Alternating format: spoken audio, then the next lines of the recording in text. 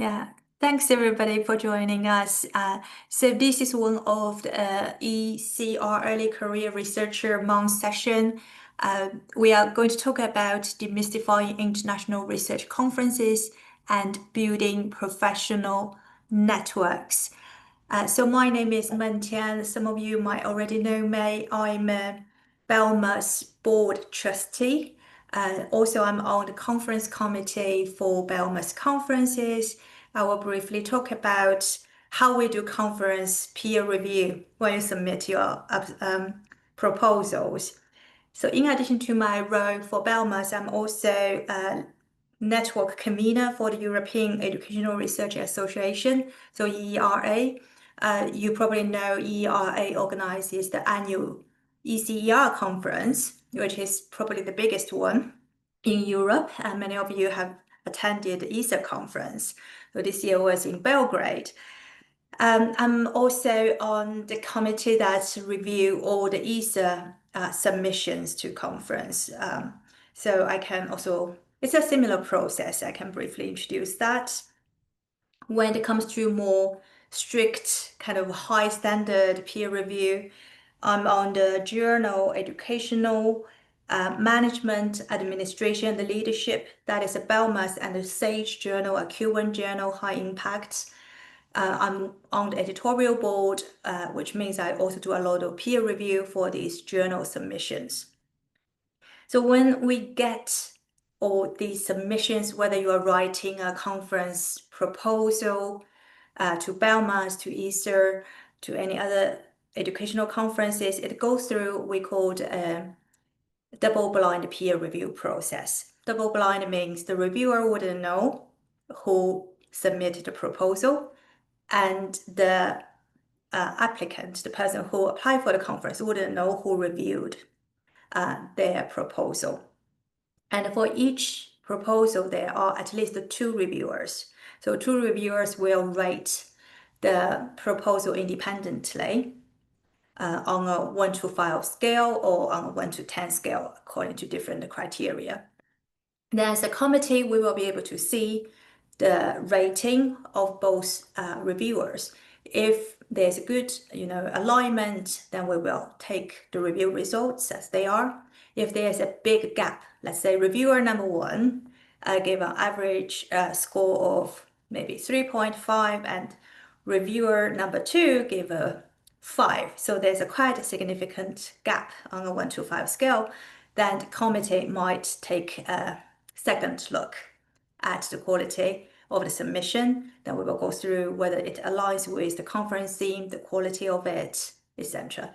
So just to give you a kind of a backstage picture of what is happening when we are doing the conference proposal review to ensure everyone gets a fair opportunity and there's a good quality assurance put into place. So for today, because this event is for early career researchers, for me it's quite difficult to say. I always feel I am an early career researcher. Until the day I think I probably am not, but it's never a clear cut when you are an early career, when you are now entering middle career. So I'm very lucky today. I have 3 of my colleagues actually doing their PhD studies with me at the University of Birmingham. I will now pass the floor to them to introduce themselves briefly. So I will start with Kossel. Okay, thank you, Meng. My name is Kausa Aminali. I'm in my 5th year of a 6-year part-time PhD. My area of research is looking at pathways to headship in state school education in England. What are the barriers and the enablers to ensure more equitable representation? I'll probably stop there, I think. Yeah, that's great, because we'll hand it over to you very soon. And Rachel. Hi everyone, so my name's Rachel Ducrot and I am just starting my 3rd year of part-time PhD studies. I'm also a member of staff at the University of Birmingham, My research is in transnational education management, specifically looking at UK and China universities collaborating, and I'll talk a bit more later. Yes, thanks. Wei Ling. Hi everyone, my name is Weilin Yan and I'm in my third year of PhD and I'm a full-time PhD student and my interest is mental health support. So basically how we can better support our student teachers' mental health and to train them with adequate knowledge and skills, prepare them for their future teaching careers. Yeah, so nice to meet you all. Thank you, Wei Ling. I will now start sharing the slides. I hope you can all see it. Yeah, great. So this is our session titles about International Research Conference and building networks. So how we plan to run this is after this brief introduction. Actually, it probably was by coincidence, but it's also very fortunate that this year's Belmas in Brighton, so my three colleagues today with me, each of them ran a different form of presentation. So Koso ran a workshop, Wei Ling gave a presentation, and Rachel gave a poster.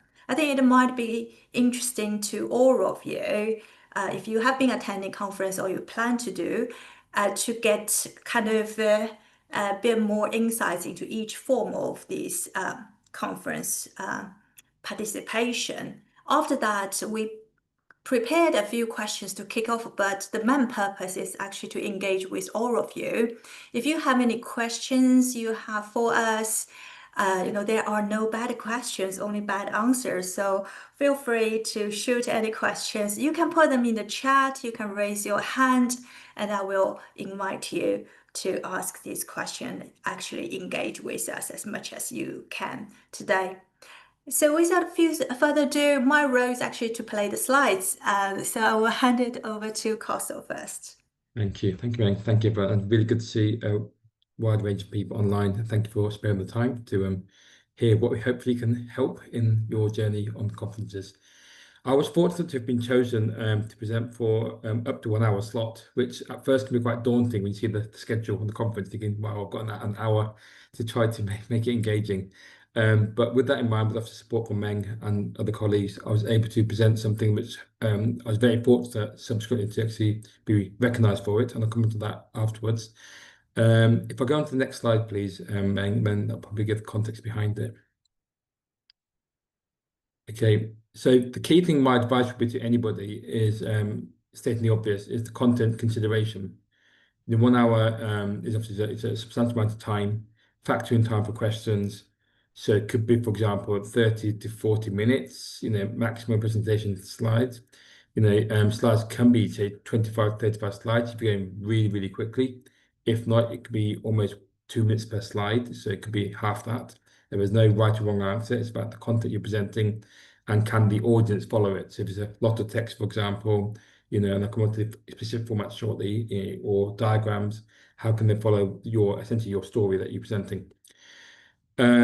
My own view of having a presentation in various contexts, both in industry and in academia, is the format. I think is very important. I've seen some very colourful ones, which are quite eye-catching, and sometimes trying to read on a coloured background can be quite a challenge for not just those who are visually impaired, but even for the audience who are perhaps blessed with stronger eyesight. It's just a challenge. So having a neutral background with a white background is better. Maximum, I would say 3 colours, and as for Birmingham, say I chose the 3 corporate colours from the Birmingham logo as my examples of sort of points I was trying to make in my presentation. Other things, I saw some colleagues present with quite long paragraphs and end up perhaps from nerves reading out every single word from the whole and almost facing the screen rather than actually facing the audience, and that can be a challenge again if it's a lot of sort of verbal of the presentation discussion. And some of the fonts very small. They're trying to quote in things that perhaps weren't necessarily there to be presented. Could perhaps be in a footnote at the end, but they're almost like going for the fonts. It becomes hard to follow if it's not not in a structured way. I use bullet points just for ease to follow, so you can just go down vertically rather than someone had sort of thought clouds going around and sort of call out, and it's not hard to follow. You get left, right, up or down. And the two questions there, I suppose, for anybody in whether it's a presentation, a workshop, or anywhere, I guess, in your own context, what do you want to show and what do you need to show? And getting those two aligned, that's it, is obviously ideal, perfect. There's such a thing as perfection in life, but what you want and what you need. So you might want to show X, Y, Z, and going to be a very important part of your current research, but what do you need to show for the purpose of the audience and for your key heading of your paper, poster, etc., or your workshop. Next slide, please. So the story of a narrative, the key for me at least was to present something that has almost a start and an end. Obviously, it's ongoing research, but having the concept of you're pitching the big question and the research question at the start, or part of the research question perhaps, and in the context of why that question was chosen. And you have to assume the audience has a range of expertise in the room. Some might have very good knowledge, it might be in your own sector, your own research area, but assume that most have no knowledge, and therefore, without sounding too patronizing, you present that sort of basis of why you chose that, what's your theory behind it, and all the ontology, etc., and having that sort of basis to begin with. And in my example was pathways to headship. So it's how to become a head teacher in state schools in England, and state-funded schools in England. So what are the steps and promotions to become a head teacher? So it almost break down that sort of step. How do you become a head teacher? Was my sort of first sort of setting the landscape, I guess, for the purpose of my research. Next slide, please. So with that, I had some data summary and published data, headline percentages. Rather than going into micro detail, I was really focused on the core sort of headlines. What's the initial primary research showing? Questions to consider. Are they saying similar story, a different story? I added some footnotes, for example, for clarification, but I didn't necessarily refer to them in the presentation. They're there for the audience to refer to. Like in my case, I defined BAME, Black, Asian Minority Ethnic, as BAME UK, to put the context of being a minority in the UK and not necessarily in the world, which can be quite a contentious statement to make, but I've put that as a footnote rather than referring onto it, because it then becomes a distraction. Why do you say BAME UK? And you can take away the purpose of me presenting on how to become a head teacher rather than what is the definition of BAME UK. As a speaker, if not so confident, perhaps having speaker's notes is quite a handy way to preempt any questions. At the bottom of the obviously it's software like PowerPoint, you have questions at the bottom to preempt or prompt for you to make sure you make those points, which can be quite handy as well. Whether you're nervous or not, I've got a lot to say, having the key points to make sure you stay on track is a good way to consider. I'll go back to my fourth point one more time for me, though. The question to consider is really about the similar or different story. And if it is different, why? And if it's similar, what does that say about your current research? It's a very, very important point to refer to. The next slide, please. So obviously, I'd like to think all of us are passionate about the research we're doing. So for us, it's very important, but it's presented to the audience. Is it important for the audience to receive? By virtue of them attending your session, they obviously are got some interest, I'm hoping, from the schedule, the timetable of the conference, that they want to be engaged with your particular information you're presenting. Having some citations helps. So the existing research, we are all by definition pioneering our own research and extending the boundaries of existing research and knowledge, but having that sense of what's the previous research show, is there a particular gap? Go back to your initial PhD proposal, doctoral proposal, why you're taking this particular PhD. It was a good way to refer back to for your own almost memory training. Standard things, I guess, would say now in academia, which wasn't standard to me before, to be very clear, but it is now for me, thankfully. Methodology, theoretical framework, defining a sample of population if it's applicable. So really giving the background knowledge, which I think sits well with the academic audience point of view, that you've got some base of the academic process, I guess you might say, rather than just following the research. What's the base behind it? In my case, it's, for example, critical race theory, in my example. Okay, next slide. Initial research plan, I put in bold there, check this with your supervisor, but there's nothing worse than trying to present something, whether it's a workshop, presentation, or poster, but you haven't actually shown your supervisor at least what you intend to present and what does the data show, what does it mean, so there's a coherent summary perhaps, and going back to the original point, what you want to present, what you need to present. And the significance of the study, ultimately, certainly in my case, it's work in progress.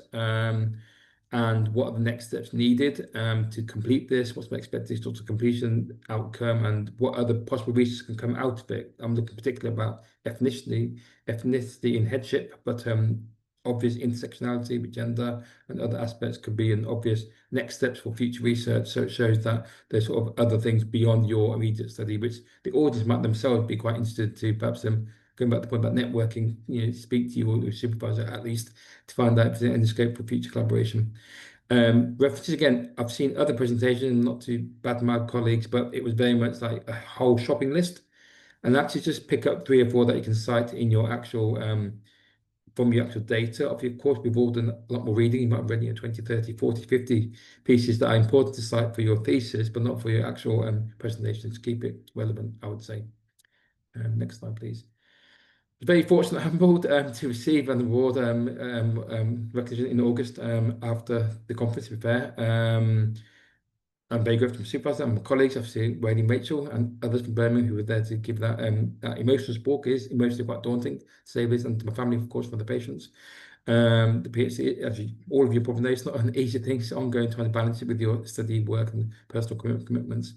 For sure, it gave me some professional satisfaction, but I think the motivation to continue to aspire and hopefully inspire along the way. So I think that's probably one thing I'd say of any recognition. It's always nice to have. And even if you don't win it as such, just to be considered was always quite nice, to be fair. So yeah, I'm very grateful to have had this recognition. Next slide. Yeah, and that's just confirming that's what it was. I guess so far was worth putting that one in there. And then the final slide, I think, that's me done, I think, for this one.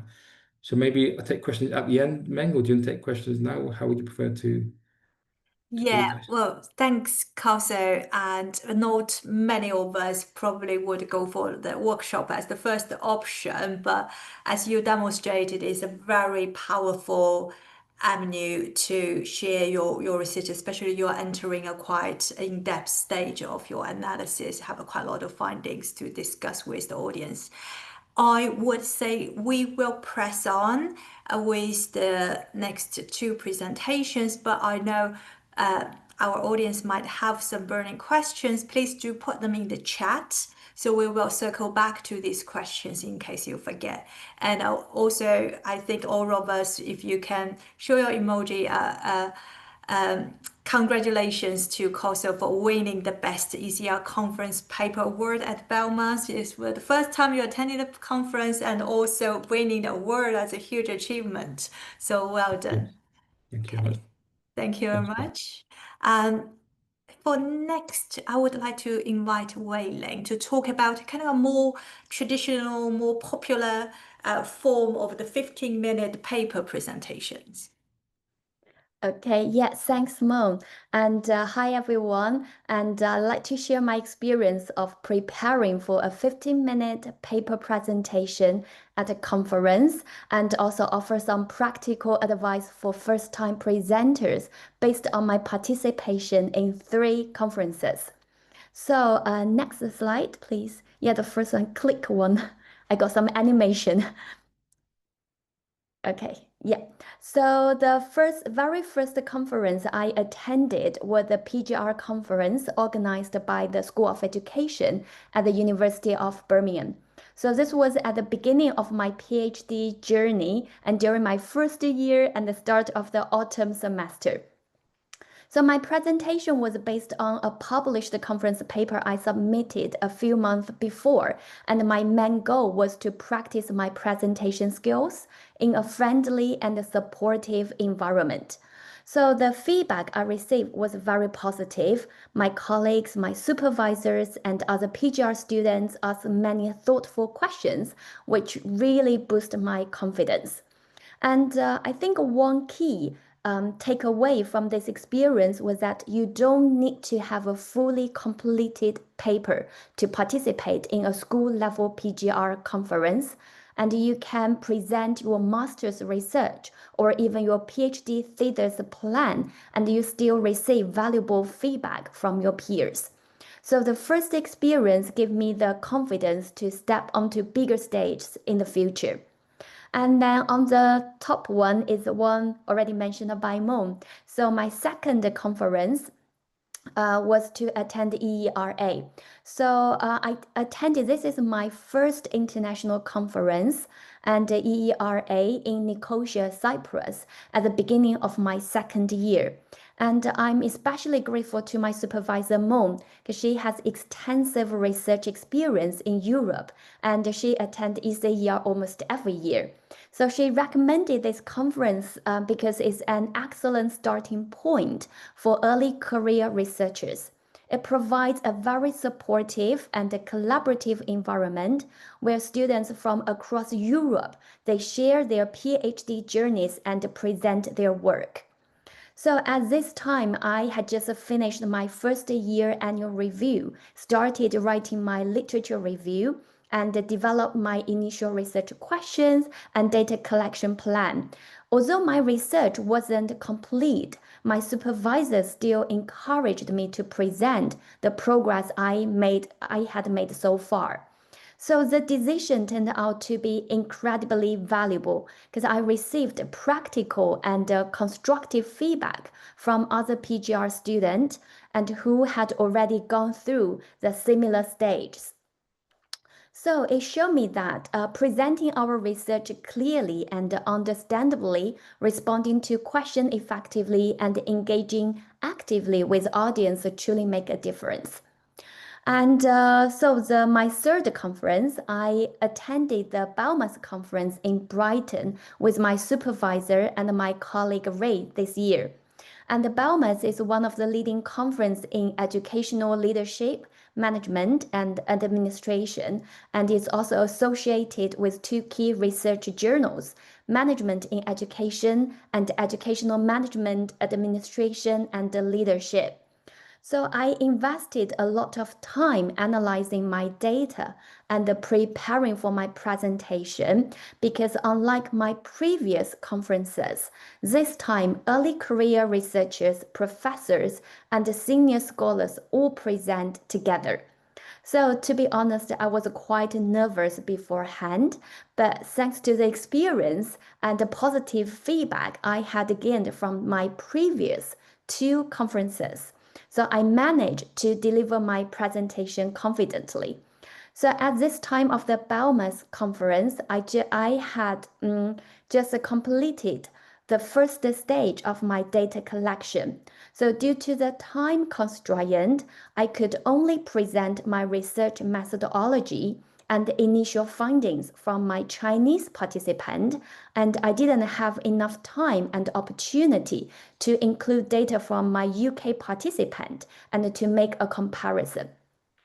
Nevertheless, I focused on presenting how I collected data and the overall structure of my data analysis, and also used representative examples and quotations from my participant to help the audience follow my work more easily.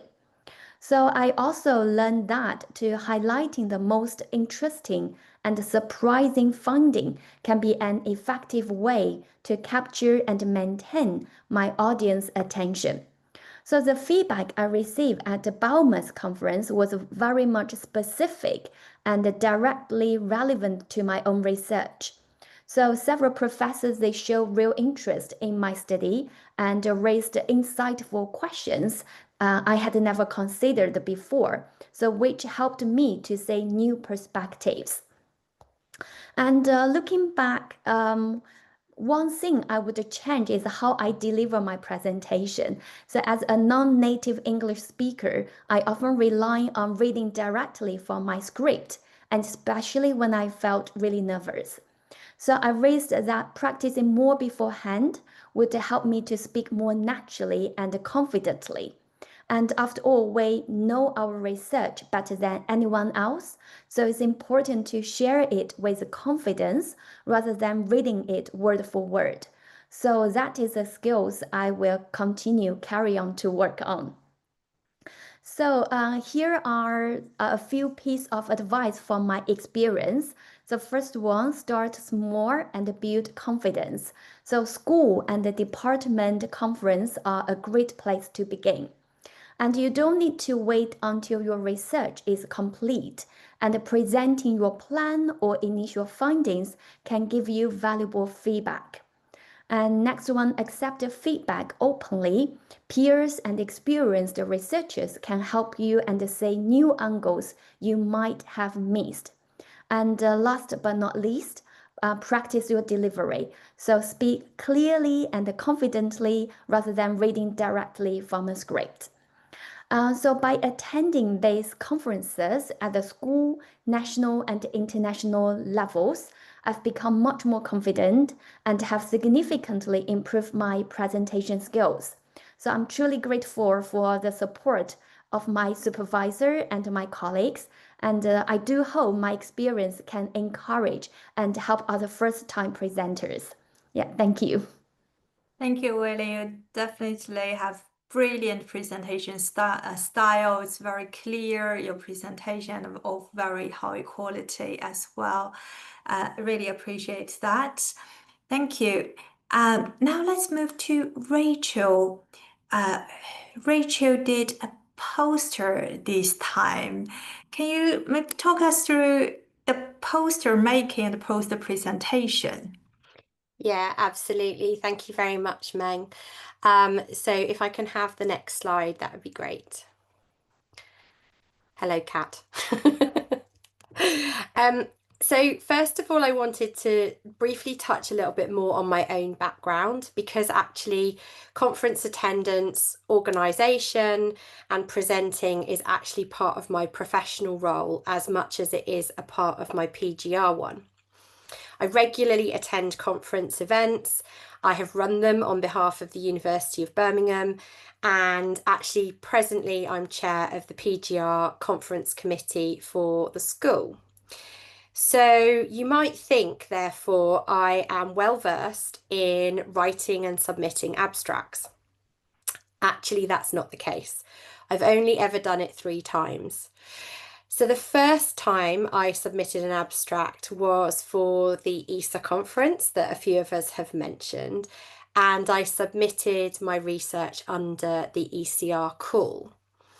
I didn't appreciate at the time that this sort of provision is a little bit more light touch than a big open conference such as BELMAS. And so they're looking really to encourage ECRs as much as possible and to give opportunity to as many students as they can. So I received very positive feedback. I just needed to make some grammatical amendments. And when I came to submit my second abstract, which was for last year's school PGR conference, again, I was successful.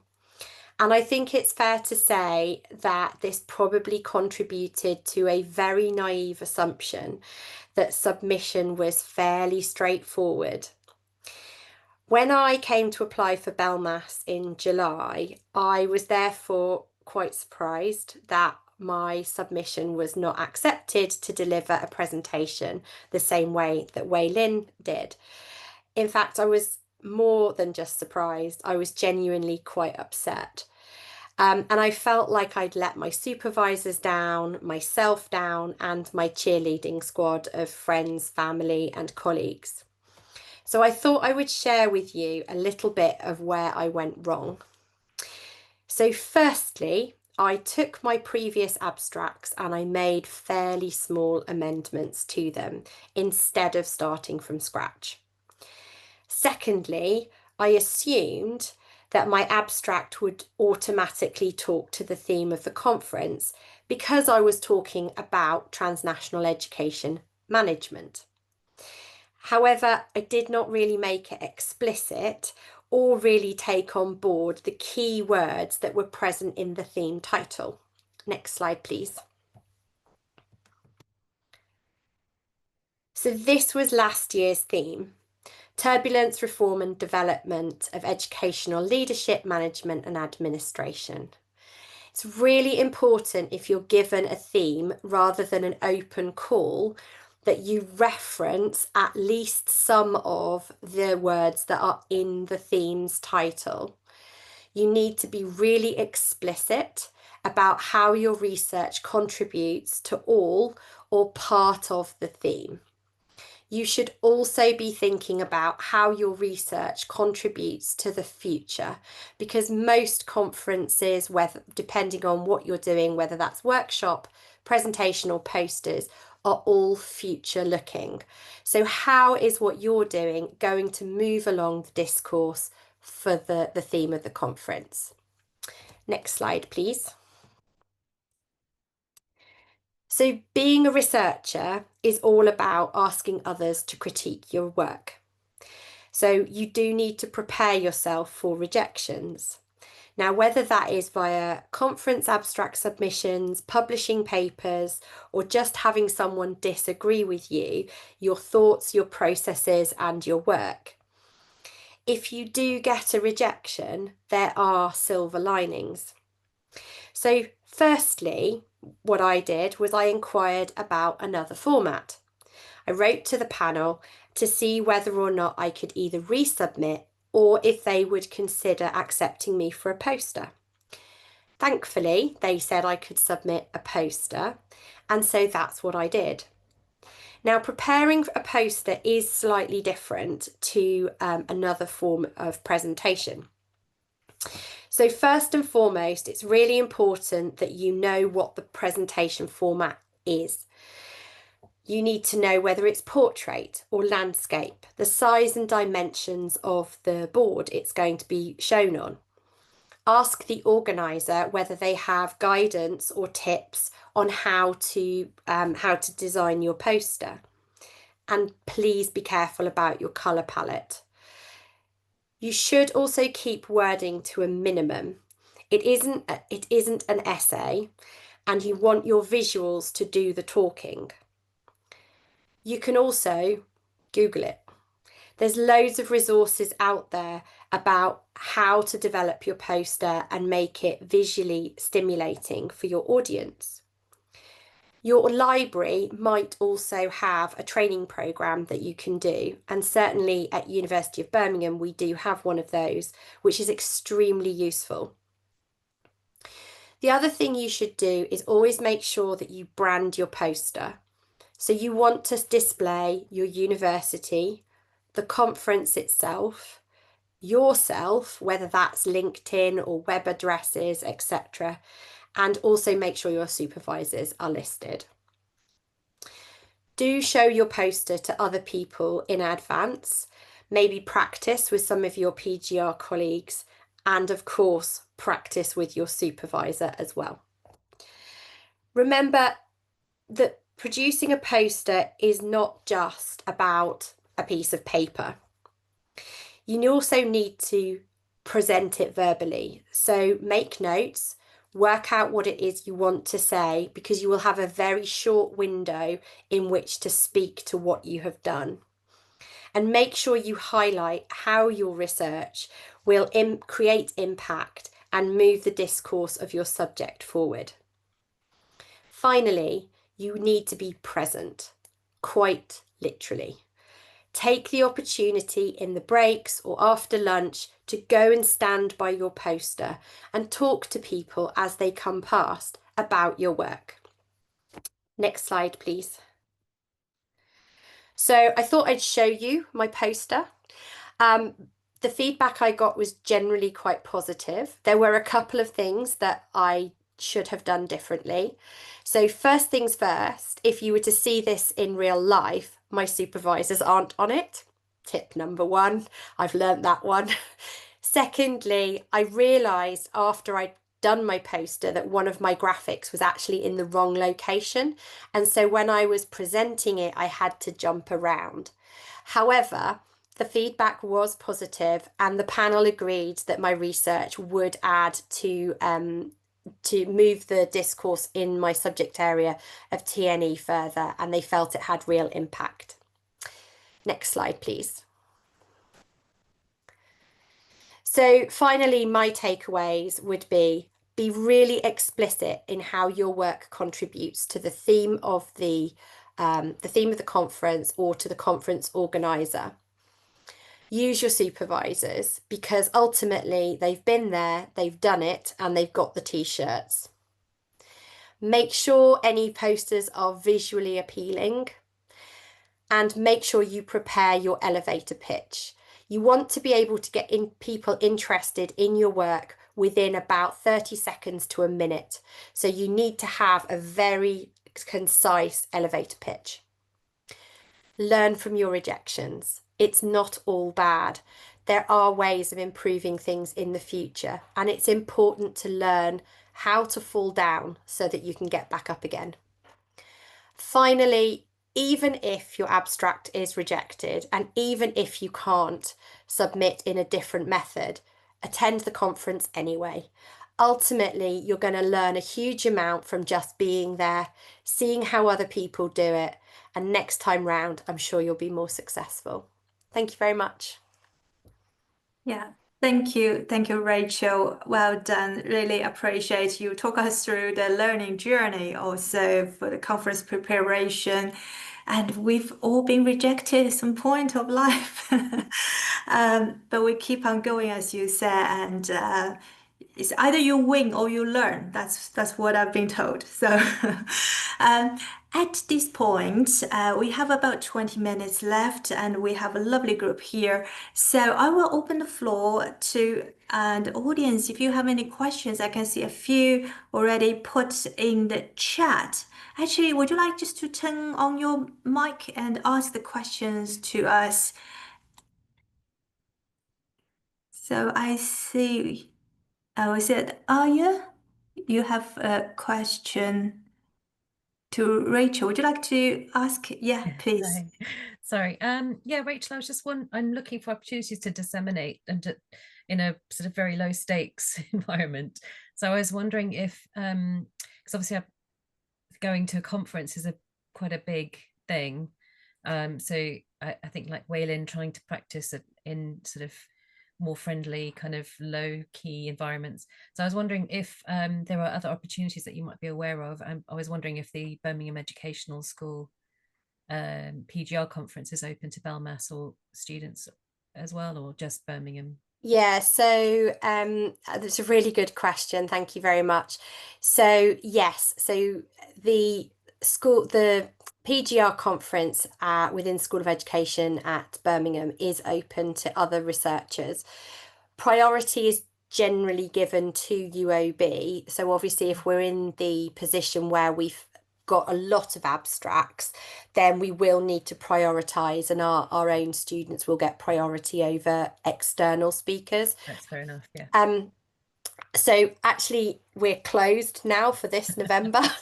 It's going to be on the 29th of November, but you can still come along if you want to come along. Yes, tickets are free, so all you've got to do is come to Birmingham, or you can actually view it online. But yes, for us, we do accept other speakers, and I believe Nottingham and Warwick also have similar setups. Okay. So it is worth contacting universities that you might be interested in, or universities that maybe are more local to yourself, and find out whether they're running something similar and whether you're able to present at those. I'm obviously very biased because I'm the chair this year, but I do think they are really exceptionally good opportunities to get your first taste of presenting. Brilliant, thank you. Could you, if I put my email in the chat, would you send me I'll put my email. I'll put my email in, and great, then thank you, and I can any of you can contact me. That's great. Absolutely fine. Thank you very much. You're welcome. And also to your question about other opportunities to present and disseminate as early career researcher, what Wei and Rachel alluded to was the ECR conference. So the ECR conference, so we have the main conference, and before the main conference, there's always an ECR session. So it's early career researcher session. That's probably 2.5 days. Am I right? Yeah. So it's a very nice group. You have been there. It's very low key. It's very friendly. You meet other PhD students, early career researchers. You get a lot of mentoring session as well from more established researchers. So it's a very friendly environment. The cost also is a lot lower if you are ECR. attending the ECR section of the conference. Of course, you can stay on and attend the main conference as well. So it's up to you. But Easter this year is in Belgrade, next year will be in Dembele in Finland. So it's always nice to go to the other parts of Europe for Easter. That's why I enjoy Easter so much. Yeah, that's a great question. Thank you. Thank you. And we have Louise. Louise, you have a question about next year's Belmas. Yeah, so I've just been working on my abstract, so this was really useful and timely, so thank you for that. But Rachel, I was thinking in particular about your advice, given sort of focusing on the conference theme, and given there isn't one for 2026, is the advice to apply to the emergent researcher rig as the focus, because you have to pick a different rig. I could fit under multiple different ones. Is it, I guess, safer or more preferred to apply to emergent researcher, or should I focus on others? I'm not really sure where I should go, so any advice would be appreciated. Thank you. So I will take part of that, and then I'm going to bat the question to Meng, because I think she might be better able to advise. So in terms of, yes, this year's conference doesn't have a specific theme. However, I would still say you have to make sure it is contributing to educational leadership, management, and or administration. And that needs to be explicit. That is actually one of the bits I fell down on, because I was talking about how universities sort of collaborate on these projects, and I was talking about the voices you hear in literature, and that you hear management voices and you hear academic voices. I thought that was explicit enough. It wasn't, and that was my feedback. So make sure you hit those words as a minimum, that's where it is. I think in terms of which rig to apply to, I'm gonna ask Meng to talk to that one, because I actually sadly can't go next year. I'm absolutely gutted. So I'm not submitting this time round. So Meng, over to you. Yeah, thank you. Rachel, actually, you're spot on. For the 2026 Belmas conference, I think the board decided that we will not provide a specific theme. And you can imagine the good thing is it will be more inclusive, we will welcome more different school of thoughts. At the same time, it's getting also a little bit difficult because you do not have the hanger there, kind of, to put your coat on the hanger. Still, it's a Belmas conference, so Belmas is about leadership management and administration. Your topic should align, because that is one of the criteria we use when assessing proposals. Otherwise, always check with your supervisor. I think they probably have quite a good experience of conference attendance. So that's good advice from you, Rachel. Thanks. Also, some good suggestions about other conferences. Heathcliff, would you like to come in on that? Hello, yes. So I shared that I have been to a conference or two from IAFOR, which is the International Academic Forum. They do both in Europe, so there's one in the UK, there's one in Spain, there's one in France, but then I also went to one in Japan. So you get to meet other ECRs in a different maybe reality or a paradigm. So there you discover new knowledge or new gaps, which maybe you thought there were no gaps there, but you find them there. So this was also interesting. And it's a safe space, because they also offer sessions where you don't need to be established or canonical in your field. You're an entry level. So it helps you to, it is fine if you make a mistake. It is fine if you're not 100% sure about your, it is a safe space. And I think we need to be very nice to each other when we're emerging, when it's the beginning of our journey, Mm-hmm. Yeah. Yes, thank you. Wafa, you also have a suggestion for a conference. would you like to come in?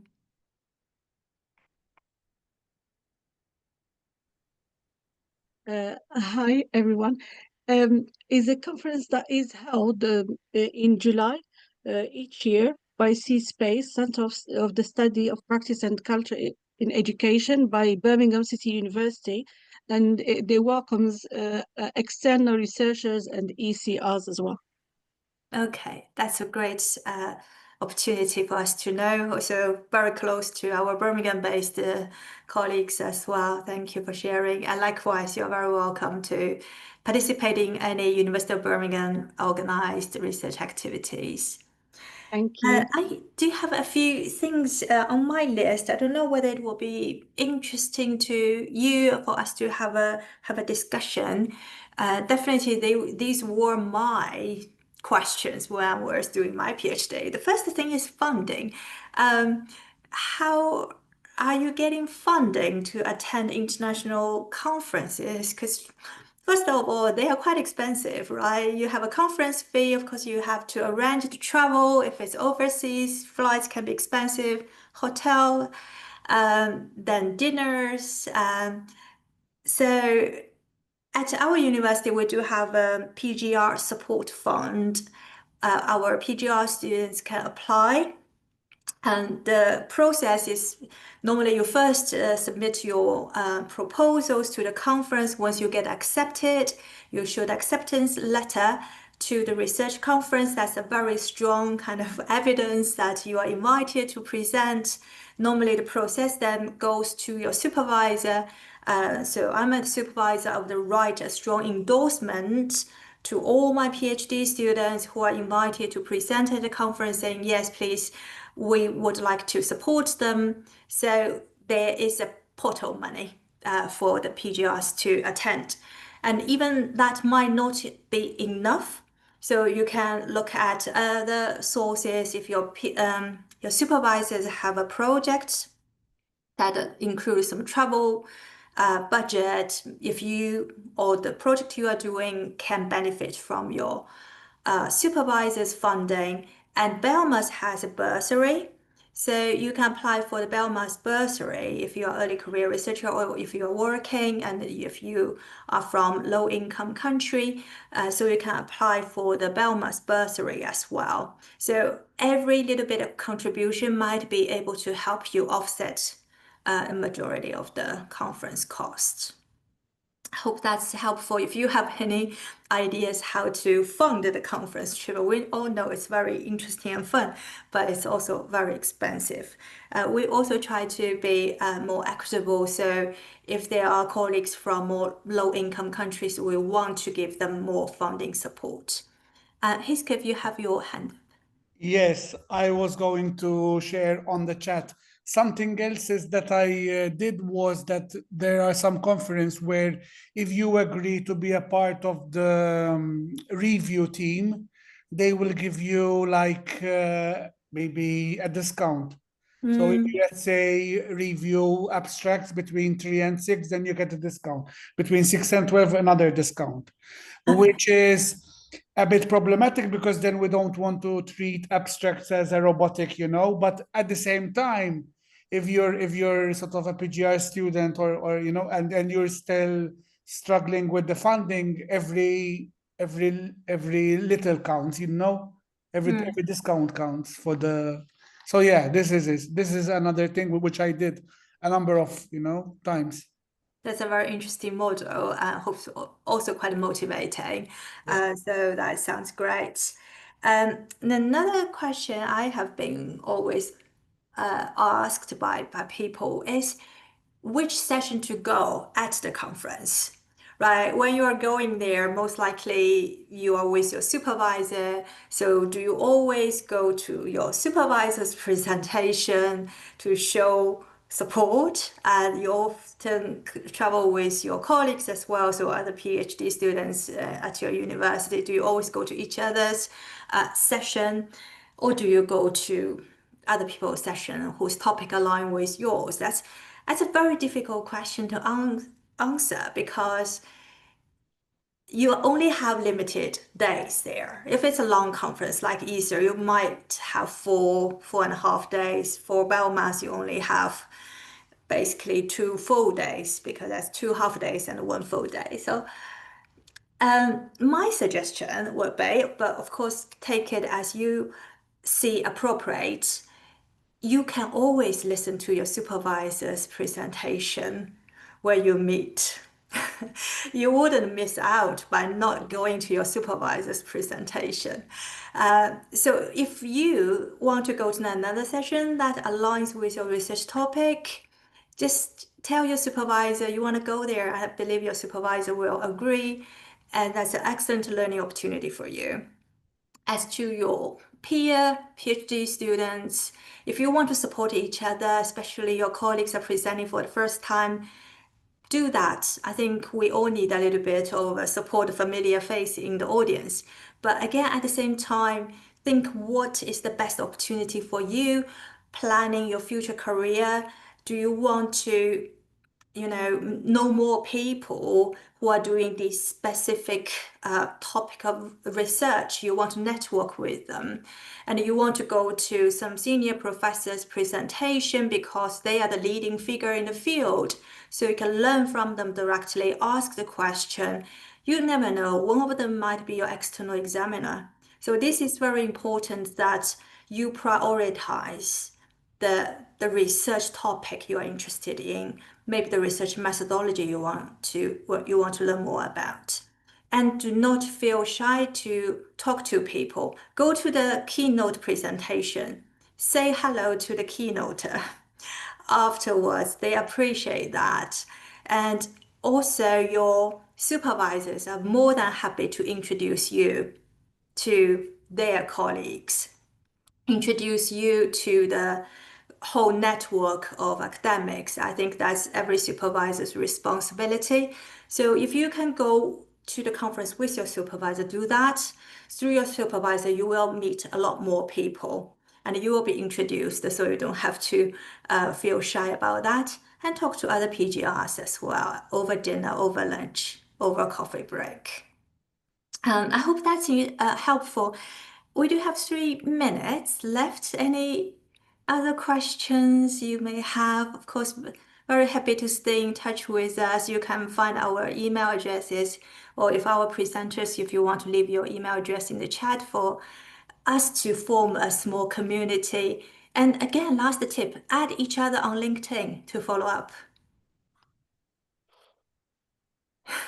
Okay. That's all very helpful. Thank you for asking the good questions, and also many thanks to our presenters for sharing your first-hand experience.